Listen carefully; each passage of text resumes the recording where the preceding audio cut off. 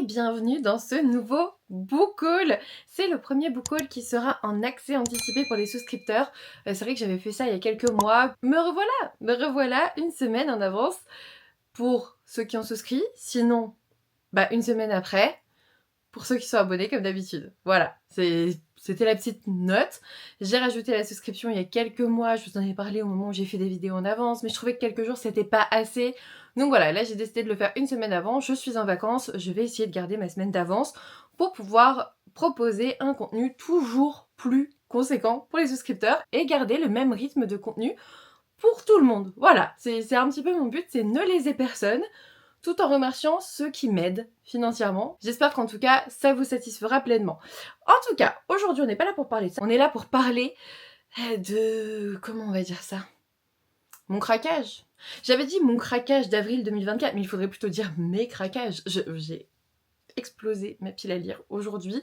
Tellement explosé, enfin pas aujourd'hui, ce mois-ci, mais je l'ai vu aujourd'hui, en fait, en mettant les livres comme ça en pile, j'étais là.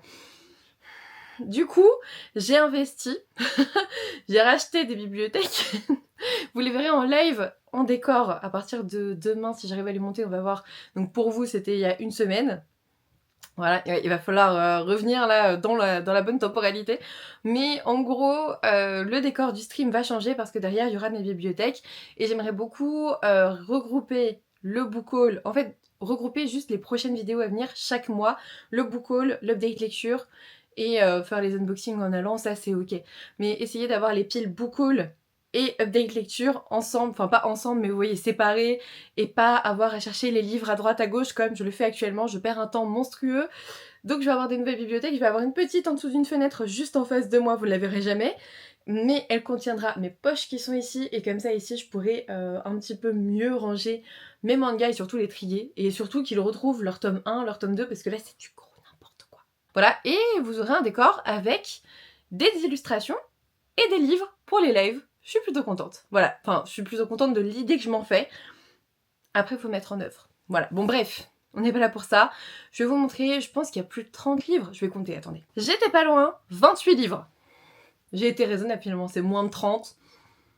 Ça passe, je les ai pas tous achetés, on va commencer par les services presse, comme d'habitude, c'est-à-dire les romans qui me sont envoyés gracieusement par les maisons d'édition, mais sans collaboration rémunérée derrière. Celui que j'ai super envie de lire en ce moment, c'est L'Engrange-Temps, le tome 2 de Nell Pfeiffer, c'est chez Hachette. J'avais beaucoup aimé le tome 1, le tome 2 est plus gros, il est aussi très joli, hein. Pour le coup je vous montre à l'intérieur, en plus c'est deux illustrations différentes, et celui-ci il est orange, du coup vous l'avez vu, avec la tranche, avec le jaspage magnifique.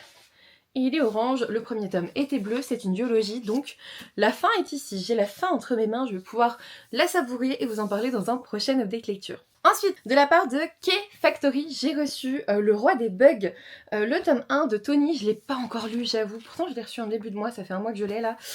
Dans cette histoire, je vous l'ai pas dit pour L'Engrange-Temps, je vous en ai déjà parlé, je vous laisse aller voir l'update lecture où j'en parle. Mais en tout cas, dans Le Roi des Bugs, on vous dit qu'on suit Katsumi Haruyama, qui est développeur dans une boîte de jeux vidéo un peu minable, mais il n'a pas le choix, car le jeune homme a des dettes à rembourser. Et en fait, il travaille dans le but de corriger des bugs, et en fait il va en transformer certains, c'est dans un MMORPG pour ceux qui connaissent, il va en corriger certains en easter egg, c'est-à-dire des bonus pour les joueurs, globalement, des trucs bonus.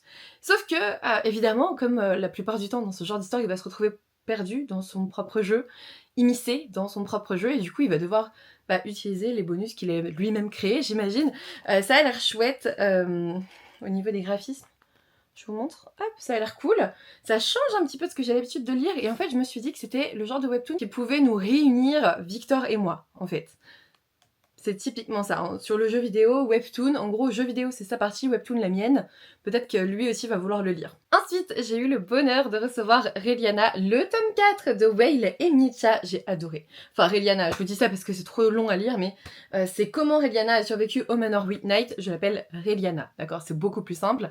C'est une jeune femme qui tombe dans son roman préféré et qui va tout faire pour ne pas mourir, bien évidemment, comme d'habitude. J'avais adoré les 3 premiers tomes. Si vous aimez les webtoons classique, avec de la romance, avec une nana qui doit tout faire pour s'en sortir et pour ne pas mourir dans l'histoire, comme dans l'histoire originelle, foncez, Reliana c'est très très chouette, j'avais adoré les 3 premiers tomes, je suis sûre d'aimer le 4e et je pense qu'il va falloir que je me dépêche de le lire parce que ma sœur va vouloir me le piquer, j'en suis certaine. Des éditions Stardust, j'ai reçu Daughter of Darkness, donc c'est de Katharine et Elizabeth Corr.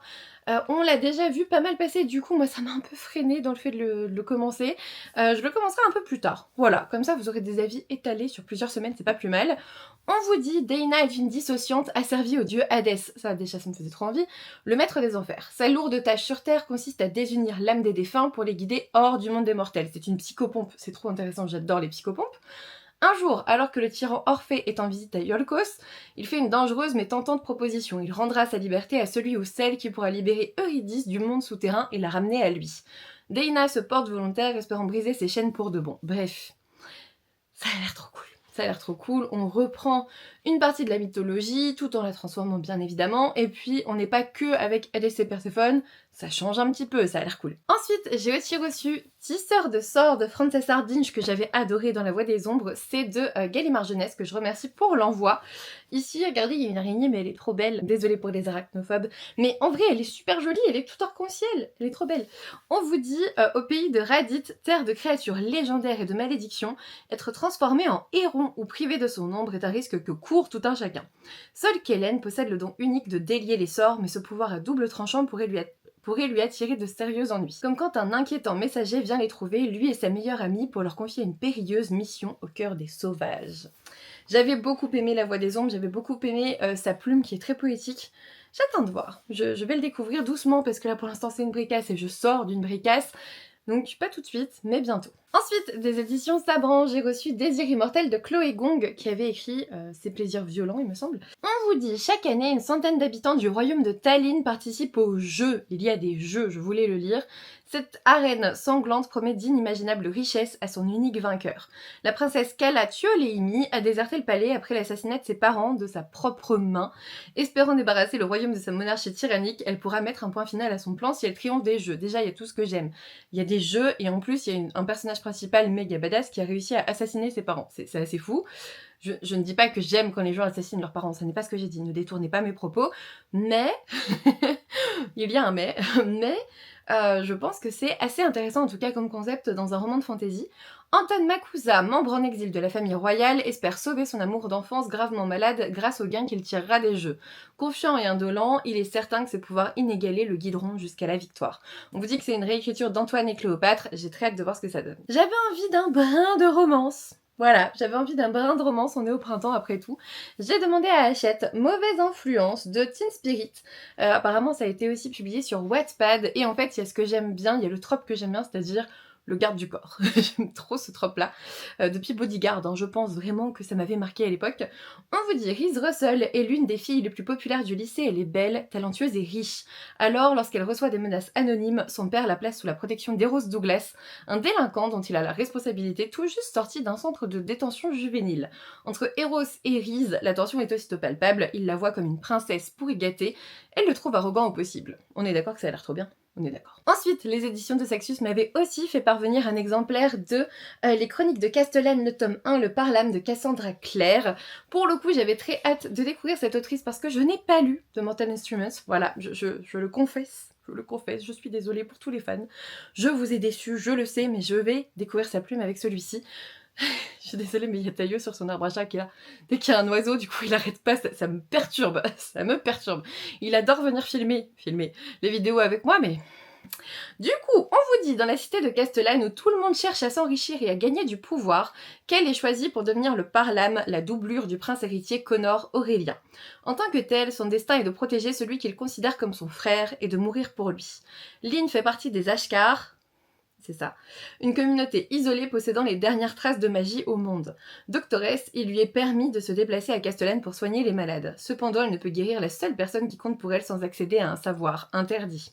Approchés par le mystérieux roi chiffonnier qui leur promet à chacun ce qu'ils désirent le plus, Kel et Lynn découvrent qu'une conspiration menace tout ce qu'ils connaissent. Réussiront-ils à protéger leurs proches dans un monde sur le point de sombrer dans le chaos? Ça me faisait envie. J'avoue que je fuis la plupart des avis. Je regarde plus beaucoup d'avis sur les livres que j'ai. Donc je sais pas s'il est bien ou pas, et je m'en fiche, je veux pas savoir, je veux juste le découvrir moi. Voilà. Avant-dernier service presse reçu en avril, il s'agit de Better Than the Movies de Lynn Painter chez Comet, la nouvelle collection de Larousse. Désolée, il y a Théo qui fait de l'escalade sur ma fenêtre.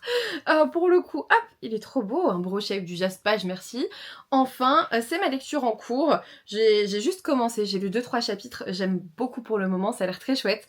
On vous dit, Lise Buxbaum est fan de comédie romantique, elle croit en l'amour avec un grand A depuis toujours et elle en est sûre, le prince charmant est forcément là, quelque part à l'attendre. Pourtant, à l'approche de la fin du lycée, ses espoirs de trouver le garçon idéal s'amenuisent. Mais voilà que Michael Young, son amour d'enfance, revient s'installer dans le quartier après 10 ans loin d'elle. Ils sont à quelques semaines du bal de promo en plus. Il a l'air très chouette, ça a l'air d'être une collection toute douce. Je vous en reparle très vite, bien sûr. Et dernier service presse de ce mois d'avril, et pas des moindres, l'ascension d'une héritière de Chloé C. Peñaranda chez De Saxius. On vous dit, dans le royaume de High Pharaoh, où les fées de puissance immortelle à la beauté renversante règnent d'une main de fer, les humains doivent faire profil bas pour survivre. Faith, une orpheline dotée d'un don pour l'escrime, le sait plus que quiconque. Lorsqu'elle attire accidentellement l'attention de Nick, un garde royal, le quotidien de la jeune femme vole en éclats. Le faillet est un octiste, un puissant assassin de l'esprit pouvant entrer dans les rêves des autres. À ses côtés, elle se découvre d'étonnantes facultés mentales qui se révèlent aussi grandioses que destructrices. Alors que les secrets et les mensonges pèsent sur elle, elle n'a d'autre choix que d'apprendre à maîtriser au plus vite ses nouveaux pouvoirs. Car une menace puissante s'étend sur Lungardia et le sort du monde repose sur ses épaules. Ça a l'air beaucoup trop bien.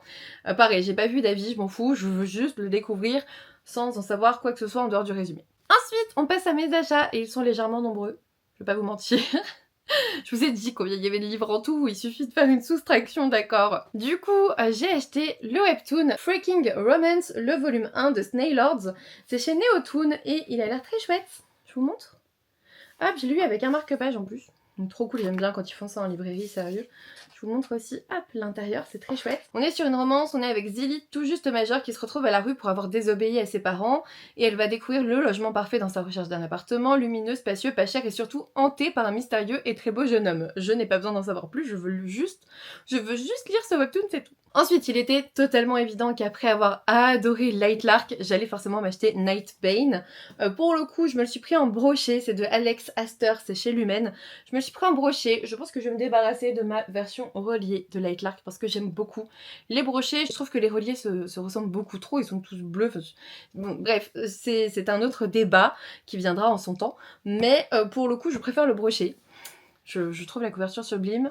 Je sais pas vous, mais voilà, et j'ai trop hâte de continuer cette saga, c'était trop bien. Voilà, n'hésitez pas à aller voir mon update lecture où je parle de Lightlark. Ensuite, j'ai encore un peu cracos, j'ai acheté un autre webtoon, j'ai acheté Dites-moi Princesse, le tome 1 de Spoon et Plutus, c'est chez K-Books. Je crois qu'on est avec une jeune femme qui meurt... Attendez. Un jour, j'ai ouvert les yeux et j'étais devenue une princesse. C'est bien d'être née avec une cuillère d'argent dans la bouche, mais pas quand on est une princesse destinée à mourir à 18 ans de la main de son propre père.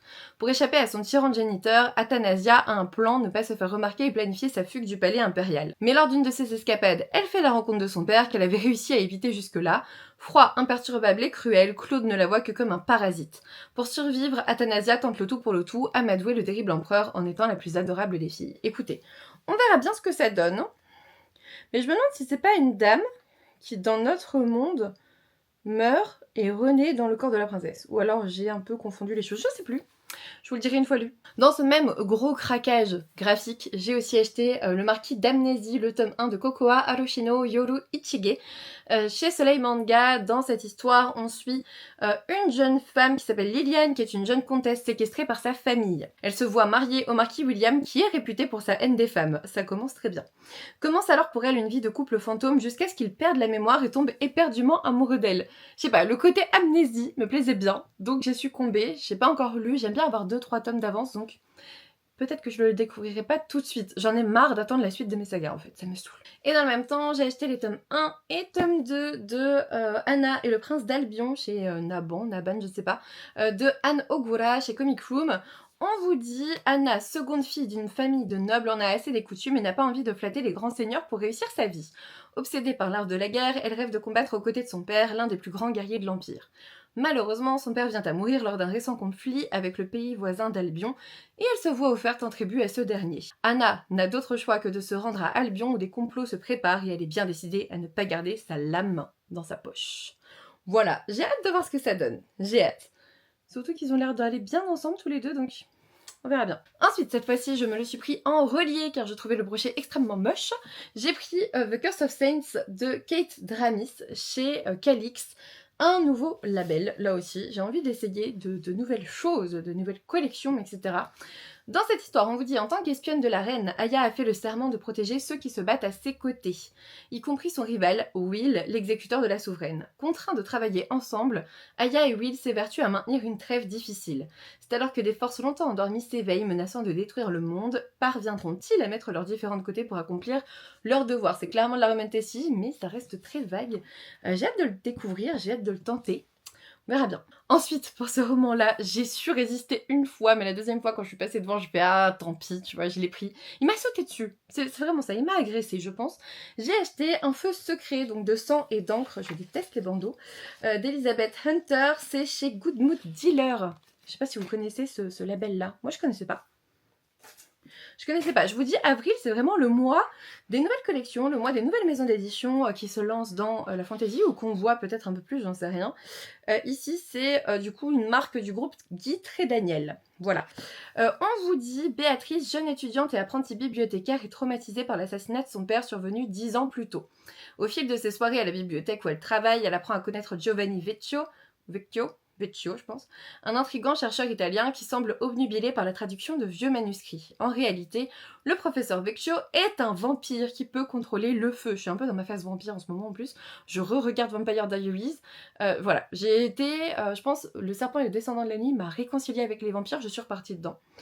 Comment réagira Béatrice lorsqu'elle le découvrira? Dans les vampires romantasy, je finis ma phrase, dans les vampires romantasy, pas urban fantasy par contre, c'est marrant, hein, c'est marrant. L'aidera-t-elle à mettre la main sur le manuscrit qu'il traque depuis plus de 500 ans? Ça fait beaucoup, hein. Ça fait longtemps pour un manuscrit. J'ai hâte de voir. J'ai hâte de voir ce que ça donne. Je ne connais pas. C'est tout simple. Il n'y a pas de... Il n'y a pas de grandes en-têtes, vous voyez? En-tête de chapitre, donc. On verra. On verra. Ensuite, je pouvais pas passer à côté de ce titre parce qu'il parle de mon métier. Il s'agit de La Psy de Frida McFadden. Pour ceux qui ne le savent pas, je suis psychiatre. Bonjour. Et justement, on va s'immiscer dans les consultations d'une psychiatre. C'est un truc que j'aime beaucoup lire. C'est chez City. On vous dit, jeunes mariés Trisha et Ethan recherchent la maison de leurs rêves alors qu'ils visitent un manoir isolé ayant appartenu au docteur Adrienne Hale.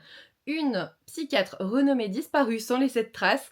4 ans plus tôt, une violente tempête de neige les piège. Et la maison n'a rien d'un cocon rassurant, il y a ces empreintes de pas récentes sur le parquet, ces bruits à l'étage, comme si quelqu'un vivait là. Pire encore, Trisha découvre une pièce secrète qui renferme les enregistrements audio de chaque patient du Dr Hale. La jeune femme les écoute les uns après les autres tard dans la nuit. Qui fait ça? Qui écoute des entretiens psychiatriques tard dans la nuit? Pourquoi? La toile de mensonges ayant conduit à la disparition de la psy se dévoile lentement. Mais déterrer de vilains petits secrets est un jeu dangereux et lorsque Trisha écoute le dernier enregistrement, il est déjà trop tard. Et j'ai lu le prologue et j'ai adoré parce que ça dit exactement ce que je dis parfois à mes patients, et vous pouvez me mentir mais vous pouvez pas vous attendre à ce que je me rende pas compte. C'est exactement ça. Je saurai la vérité, je la reconnais toujours. Ne me mentez jamais. J'adore. C'est la psy qui dit ça. Donc, je veux le lire et puis je vous en reparlerai, je vous dirai si c'est intéressant ou pas. J'avais oublié un SP, j'avais aussi reçu Cœur en sourdine de Kerry-Lynn Wilson, il était rangé dans mes achats, je sais pas pourquoi, je l'ai reçu de la part d'Hachette, je vous montre. Je l'ai lu, c'était pas incroyable du tout. C'était pas incroyable du tout. Je vous en reparlerai en update lecture. J'ai été déçue, je m'attendais à mieux. Je vous en reparlerai en update lecture très bientôt. Ensuite, j'ai eu, je vous l'ai dit, envie de romance. Je me suis acheté Ice Prince d'Aimé Bianca, que j'ai très envie de découvrir, chez Addictive. Ici, on se retrouve avec Zoé, qui depuis 4 ans est privée de son meilleur ami. J'imagine qu'il est mort. 4 ans qu'elle continue à vivre en réalisant tous les souhaits que Kenneth avait notés sur sa bucket list. Adopter un animal, aller vivre à l'étranger, se faire tatouer, etc. Mais le prochain défi à relever est bien plus compliqué pour elle, intégrer Goldcrest et rejoindre l'académie. Sur le campus, Zoé sait qu'elle va tomber sur Johnny Prince, le frère jumeau de Kenneth devenu un joueur de hockey hors pair. Joueur de hockey. Tu vois où on veut en venir? Moi je vois. J'ai hâte, j'ai envie de découvrir cette plume, j'ai envie de découvrir cette maison d'édition aussi parce que Addictive, je suis pas... Si j'en ai lu un je crois. Dans toute ma vie j'en ai lu un, donc on va parler d'une redécouverte si vous voulez, mais...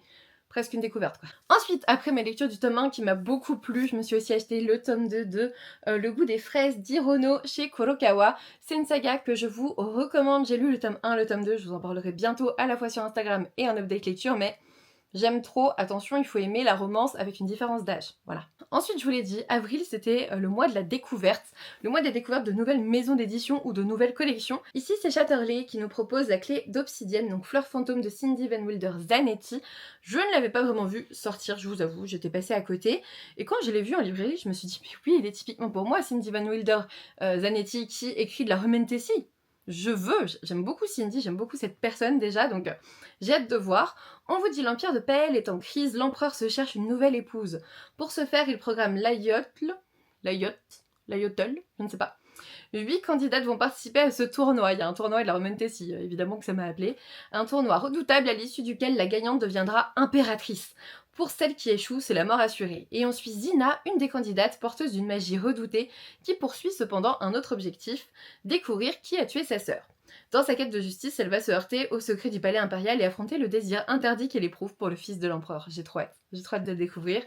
Je sais pas encore quand je pourrai le découvrir, mais il a l'air trop bien. Ensuite, c'est l'une des sorties qui me faisait aussi très envie. Je me suis acheté The City of Stardust de Georgia Summers chez Bragelonne. Regardez comme il est beau avec toutes ces dorures. On vous dit, les Everly sont maudits depuis des siècles. À chaque génération, le membre le plus prometteur de la famille est voué à disparaître en réparation d'un crime dont nul ne se souvient. C'est quand même dommage. Celle qui vient les chercher, la mystérieuse et glaçante Pénélope, ne connaît ni la vieillesse ni la maladie et pour elle, une dette est une dette. Lorsque sa mère se volatilise en pleine nuit, la malédiction s'abat sur Violet Everly et il n'y a plus qu'elle pour en briser le cycle. Commence alors un voyage dans un monde magique et envoûtant, peuplé d'érudits avides de pouvoir, de divinités instables et de monstres en quête de vengeance. Ça me fait très très envie. Je pense que je le lirai pas tout de suite, mais pour cet été, quand je serai en Aubade, ce sera nickel. Évidemment, je ne pouvais pas passer à côté de Défier la nuit de Brigitte Kemmerer chez Rajo. Je le vois passer depuis un petit moment sur les chaînes anglophones, donc je le voulais. Le jaspage est très joli. On va pas se mentir, le jaspage est très joli. On vous dit, une mystérieuse fièvre se répand au royaume de Kandala, je sais pas. Tessa, une jeune apothicaire, vole aux élites du secteur royal des pétales de fleurs de lune, seul ingrédient permettant de réaliser un remède qu'elle distribue aux plus pauvres. Le roi et son frère, le terrible prince Coric, semblent indifférents aux souffrances du peuple et multiplient les exécutions violentes, la révolte gronde. Mais quand un drame rassemble Coric et Tessa, le prince et la rebelle qui auraient toujours dû se détester vont faire face à un choix impossible. Il y a une étincelle inattendue, évidemment, ça a l'air trop bien. Ça a l'air trop bien, je vous montre en plus, il y a des en-têtes de chapitres. Travaillé, c'est joli. Hop. J'ai hâte de lire. J'ai hâte de lire et en même temps je laisse passer un peu la hype. Voilà. On arrive à la fin, il en reste 3. Courage à nous. J'ai acheté Toutes nos histoires infinies de Rebecca Yarros, c'est chez City. J'avais très envie de découvrir Rebecca Yarros dans un autre style que Forthwing et du coup, j'ai voulu tenter sa romance. Voilà. On vous dit, à 28 ans, après un divorce douloureux, Georgia doit repartir de zéro. Elle retourne vivre dans la maison de Scarlett, sa grand-mère décédée, autrefois romancière. Là, elle se retrouve à devoir cohabiter avec un auteur à succès qui a été chargé par son éditeur de terminer le dernier roman de Scarlett. Noah est certes séduisant, mais elle le déteste au premier regard. Pourtant, peu à peu, à force de travailler ensemble sur le manuscrit inachevé, ils apprennent à se connaître et même à s'apprécier. Et en plus, on vous dit qu'on va comprendre pourquoi Scarlett n'a jamais terminé ce livre. Bref, je m'arrête là, ça a l'air très chouette. Peut-être pour cet été, pareil, petite romance. Pourquoi pas. Avant-dernier livre de ce book haul, il s'agit de Glass de Stacey McEwan chez Olympe. C'est un roman que j'aimerais avoir déjà lu parce qu'il me fait super envie, il est tout petit en plus. On vous dit, Dawson n'a jamais rien connu d'autre que la pointe, territoire piégé entre un gouffre immense et une paroi montagneuse infranchissable. La vie est une bataille incessante pour tous ses habitants. Survivre au froid mordant, ne pas faire une chute mortelle dans le gouffre, esquiver la violence de ses voisins ne suffit pas. Il faut aussi échapper à la sélection. À chaque nouvelle saison, les glaciens, vicieuses créatures ailées, attrape des victimes au hasard et les emporte dans le ciel. On ne les revoit jamais. Seul membre restant de sa famille, Dawson a survécu jusqu'à présent, mais la chance tourne. Elle est sélectionnée et arrachée de sa maison glacée, coupée de tout ce qu'elle connaît.